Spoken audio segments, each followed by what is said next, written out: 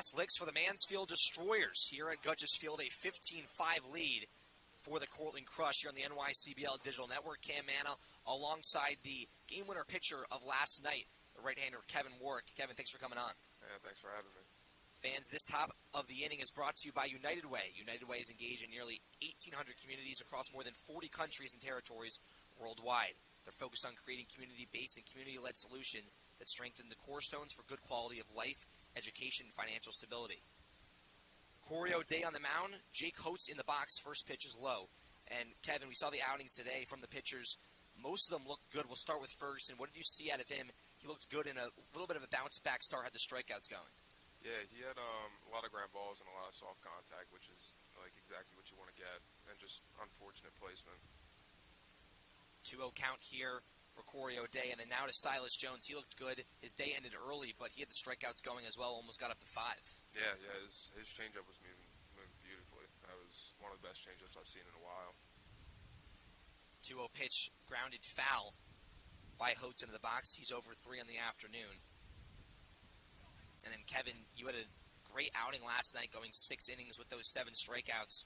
What was working for you in the mound? I know we talked a little bit last night, but give the viewers here a look of what was going so well. Well, towards like when I got through the lineup the first time, I started throwing more sidearm and like starting backwards on counts, like throwing off speeds first, and then throwing a fastball, and then like dropping another off speed, and just keeping it mixing up, you know. They were mixing up really well, as there was a single there from Holtz going into right field, so a no-out single and a leadoff base runner in the top of the 7th, still a 10-run lead for the Crush. And Corey Castelline came into the game a little bit for the Crush as well, getting some experience there on the mound. What was going well for him? I know he only came in for a batter, but he did look pretty comfortable on the mound. Yeah, you know, he did exactly his job, got out of that inning. Parks into the box here, 2 singles on the afternoon. Holtz off first base. O'Day looking to shut the door here for the Crush. The 0-1 pitch, this one skied into shallow center field. Mims looks like he's under it. He'll make the catch for the first out of the inning.